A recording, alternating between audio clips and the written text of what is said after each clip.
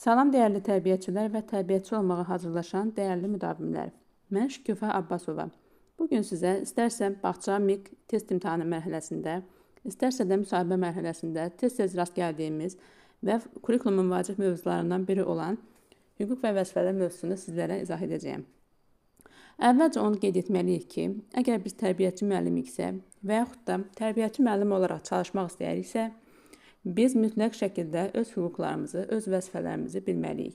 Yəni, bizim hansı hüquqlarımız var, hansı vəzifə öhdəliklərimiz var, uşaqların hüquqları hansılardır, valideynlərin hüquqları, vəzifələri hansılardır, biz bunları əzbər şəkildə bilməliyik. Əvvəlcə başlayaq uşaqların hüquqlarından. Gəlin görək uşaqların hansı hüquqları var.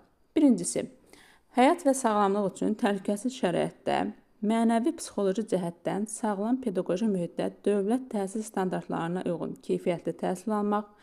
İkincisi, şəxsiyyətin alçalmasına, mənəvi və psixoloji duruma və sağlamlığa zərər vuran hərəkətlərin bütün formalarından, fiziki və psixoloji zorakılıq hallarından müdafiə olunmaq.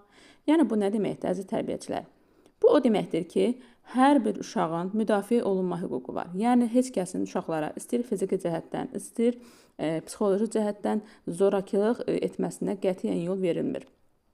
Üçüncüsü, uşaqların sağlamlığına, mənəvi və psixoloji durumuna zərər vuracaq istənilən informasiyadan və təbliğatdan müdafiə olunmaq. Dördüncüsü, ödənişsiz tibbi xidmətdən istifadə etmək, sağlamlıq vəziyyətinə görə tibbi müayinə xidmətlərindən yararlanmaq. Yəni, hər bir bağçada tibbi xidmətlər olur və uşaqların bu tibbi xidmətlərdən ödənişsiz şəkildə yararlanmaq hüququ var. Beşincisi, müəyyən olunmuş normativlərə uyğun keyfiyyətli qida ilə təmin olunmaq.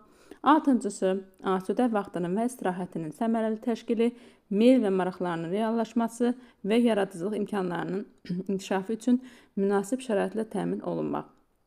Yəni, hər bir uşağın asudə vaxtının dəyərli, səmərəli şəkildə keçirmə hüququ var. Uşaqların meyl və maraqları mütləq şəkildə nəzərə alınmalıdır. Yəni, uşaq yönümlü təhsilin də vacib şərtlərindən biri uşaqların meyllərinin, maraqlarının nəzərə alınmasıdır. Yəni, biz mütləq şəkildə məşğələləri qurarkən uşaqların maraqlarını burada nəzərə almalıyıq. Daha sonra gəldik təhsil verənlərin hüquqları, yəni tərbiyəçilərin hansı hüquqları var, bunlara nəzər yetirək. Təhlükəsiz və normal iş şəraiti ilə təmin olunmaq. Bəli, biz tərbiyəçi isə bizim haqqımız var, bizim hüququmuz var ki, normal şəraitdə olan bir bağçada, normal resurslarla təmin olunmuş bir bağçada, təhlükəsiz şəraitdə işlə təmin olmaq bizim hüququmuzdur. İkincisi, təhsil prosesinin təşkili və idarə olunmasında təhsil layihələrində iştirak etmək, idarə etmənin təkmilləşdirilməsi ilə bağlı təkliflər irəli sürmək. Üçüncüsü, şərəf və ləyaqətinə hörmətlə yanaşılmasını tələb etmək. Yəni, bu nə deməkdir? Biz tərbiyəçi isə hər kəs bizə hörmət etməlidir, bizim şərəfimizə, ləyaqətimizə hörmətlə yanaşılmalıdır. Heç kəsin ixtiyarı yoxdur ki, belə deyək də, bizə təhqiramiz sözlər işləsin, bizə söyüşlə və yaxud da digər nalayiq sözlərlə bizə belə deyək, müraciət etsin. Yəni, bizə mütləq şəkildə hörmət qoyulmalıdır. Bu bizim hüququmuzdur. Dördüncüsü, təhsil prosesində tətbiq olunan forma, metod, vasitələri sərbəst şəkildə seçmək. Əgər biz tərbiyəçi isə, biz məşğələ keçiriksə, istədiyimiz metoddan, istədiyimiz iş formasından, iş üsulundan, istədiyimiz resurslardan istifadə edə bilərik. Yəni, heç kəsin haqqı yoxdur ki, bizə gəlsin, belə deyək də, bizim işimizə, bizim məşğələmizə qarışsın və desin ki, yox, sən bundan istifadə edə bilmərsən. Xeyr, yəni biz tərbiyəçi isə istədiyimiz metoddan istifadə edərək öz məşğələmizi təşkil edə bilərik.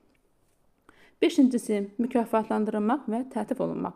Bu nə deməkdir? Yəni, biz bilirik ki, bağçalarda müəyyən seminarlar təşkil olunur, müəyyən tədbirlər təşkil olunur və burada mükafatlandırılmaq bizim hüququmuzdur. Yəni, biz əgər yaxşı tərbiyəçi isə, əgər həqiqətən də, belə deyək, uşaqlara düzgün təhsil veririksə, həqiqətən də, belə deyək də, keyfiyyətli şəkildə təhsil veririksə, bizim mükafatlandırmaq hüququmuz var. Bunlar oldu təhsil verənlərin hüquqları. Bəs gəlin görək, təhsil verənlərin vəzifələri hansılardır? Təhsil verənlərin vəzifəsi dedikdə, yəni bu bizim vəzifə öhdəliklərimizdir. Yəni bunları etmək bizim, belə deyək, başlıca vəzifələrimizdən biridir. Biz bunları etməyə məcburuq. Yəni buradakı şərtləri əməl etmək mütləq şəkildə vacibdir. Birincisi, məktəbəqədər təhsil sahəsində dövlət siyasətinin həyata keçirilməsində iştirak etmək. İkincisi, ixtisasını artırmaq, peşəkarlıq səviyyəsini yüksəltmək və sertifikatlaşdırmadan keçmək. Bu nə deməkdir? O deməkdir ki, yəni biz əgər tərbiyəçi müəllim isə, biz ümumiyyətlə müəllim kimi işləyiriksə, biz daima öz üzərimizdə işləməliyik. Daima peşəkarlıq nümunəsi olmalıyıq. və belə deyək, sertifikatlaşdırmadan keçməliyik. Üçüncüsü, dövlət təhsil standartlarına uyğun olaraq təhsil alanların zəruri bilik və həyati bacarıqlara yiyələnməsini təmin etmək. Yəni, bu bizim vəzifəmizdir ki, biz uşaqları zəruri həyati bacarıqlar aşılayaq, uşaqları lazımi təhsili verək və uşaqlarda belə deyək, elə həyati bacarıqlar var ki, o bizim artıq vəzifəmizdir ki, biz uşaqlarda bu bacarıqları formalaşdıraq. Dördüncüsü, məktəbəqədər təhsil müəssisəsinin daxili intizam qaydalarına əməl etmək və əmək müqaviləsində nəzərdə tutulan vəzifə funksiyalarını yerinə yetirmək. Yəni, biz bilirik ki, müəllimlərlə əmək müqaviləsi imzalanır və burada nəzərdə tutulan vəzifə funksiyalarını yerinə yetirmək bizim vəzifəmiz olur. Beşincisi, təhsil alanları Azərbaycan xalqının dilinə, adət-ənənələrinə, mənəvi dəyərlərə, dövlət rəmzlərinə hörmət, Azərbaycançılıq, vətənpərvərlik ruhunda tərbiyə etmək. Tərbiyəçilərin vəzifəsindən biridir ki, uşaqları belə deyək, Azərbaycan xalqına, Azərbaycanın dilinə, adət-ənənələrinə, mənəvi dəyərlərinə hörmət ruhunda tərbiyə etmək. Biz uşaqlara keçdiyimiz məşğələlər vasitəsilə, gündəlik fəaliyyətlər sayəsində biz uşaqlara vətənpərvərlik hisslərini aşılamalıyıq. Altıncısı, uşaqların şərəf və ləyaqətinə hörmət etmək, pedaqoji etika və əxlaq normalarına riayət etmək, təhsil işçisi adını yüksək tutmaq və ziyalılıq nümunəsi göstərmək. Yedincisi, uşaqların təhlükəsizliyinin və sağlamlığının qorunmasında bilavasitə iştirak etmək, onları fiziki və psixiki zorakılığın bütün formalarından qorumaq. Yəni, bu nə deməkdir? Biz tərbiyəçi olaraq işləyiriksə, mütləq şəkildə uşaqları istəyir fiziki cəhətdən, istəyir psixi cəhətdən, belə deyək, uşaqları zorakılığın bütün hallarından, bütün formalarından qorumalıyıq. İstəyir qrup otağında olsun, istəyir məşğələ zamanı olsun. Yəni, məsələn, bu nə deməkdir? O deməkdir ki, yəni, məsələn, uşaqların bir-birinə olan münasibətlərini doğru tənzimləməliyik. Uşaqlarda, belə deyək, qrupda elə bir qayda, qanun yaratmalıyıq, elə bir, belə deyək, prosedurlar yaratmalıyıq ki, mütləq şəkildə təhlükəsizlik təmin olunsun. Qrup otağının istəyir fiziki mühit olsun, məsələn, qrup otağında olan əşyalar olsun, elə seçməliyik ki, uşaqlar üçün tam təhlükəsiz bir mühit yaransın. 8-incisi, uşaqların təlim tərbiyəsi və inkişafı ilə bağlı valideynlərlə əməkdaşlıq etmək, təhsil alanları müəyyən edilmiş təhsil standartları əsasında məktəb təliminə hazırlamaq. Yəni, bu nə deməkdir? Biz valideynlərlə mütləq şəkildə əməkdaşlıq etməliyik, valideynlərlə sıx əlaqə qurmalıyıq, uşaqların fəaliyyəti ilə bağlı, uşaqların inkişafı ilə bağlı daima valideynlərlə əməkdaşlıq edib onlara məlumat verməliyik. Bu oldu. 10-uncusu, müvafiq icra hakimiyyəti orqanının müəyyən etdiyi qaydada ildə bir dəfə dövlət hesabına tibbi müayinədən keçmək. Bu da nə deməkdir? Hər bir müəllim, hər bir tərbiyəçi ildə bir dəfə dövlətin müəyyən etdiyi qaydada tibbi müayinədən keçməlidir və sağlamlıq kağızı almalıdır. Bunlar oldu təhsil verənlərin vəzifəsi. Yəni, biz bunları mütləq şəkildə yerinə yetirməliyik. Yəni, burada könüllülük söhbəti yoxdur. Hər birimizin borcudur ki, bu vəzifə ötəklərini yerinə yetirək. Eyni zamanda valideynlərlə məktəbəqədər təhsil müəssisəsi ilə bağlı müəyyən hüquqları və vəzifələri vardır. Bunlar hansılardır? Gəlin nəzər yetirək.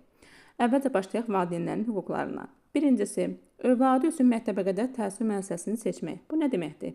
Yəni, hər bir valideynin ixtiyarı çatır ki, övladı üçün belə deyək, hansı təhsil müəssisəsini istəyirsə, hansı məktəbəqədər təhsil müəssisəsini istəyirsə, orada uşağını qeydiyyatdan keçirdə bilər. Yəni, bu valideynin hüququdur.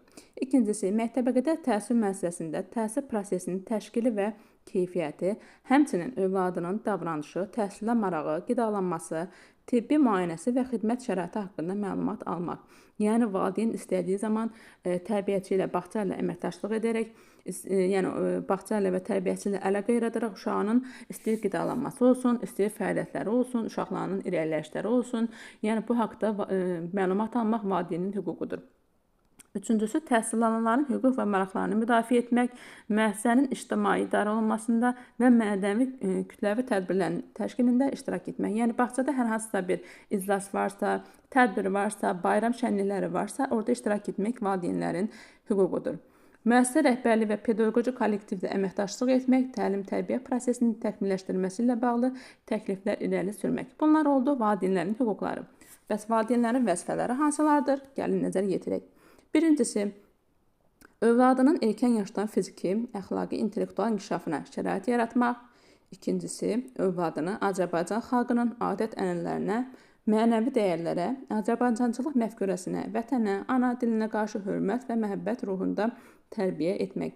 Biz dedik ki, bayaq da qeyd etdik ki, tərbiyəçinin də vəzifəsidir, valideynin də vəzifəsidir ki, Azərbaycan xalqının adət-ənənələrinə qarşı uşaqlarda hörmət hissi formalaşdırsın, uşaqları belə deyək də, Azərbaycana qarşı, yəni vətənimizə qarşı, bayrağımıza qarşı, yerimizə qarşı hörmət və məhəbbət ruhunda tərbiyə etmək, vətənpərvərlik ruhunda tərbiyə etmək həm valideynlərin, həm də tərbiyəçilərin başlıca vəzifələrindən biridir. Üçüncüsü, məktəbəqədər təhsil müəssisəsinin daxili intizam qaydalarına əməl etmək, həmçinin məktəbəqədər təhsil müəssisəsi ilə valideynlər və digər qanuni nümayəndələr arasında bağlanmış müqavilənin şərtlərinə əməl etmək. Bu da oldu valideynlərin vəzifələri.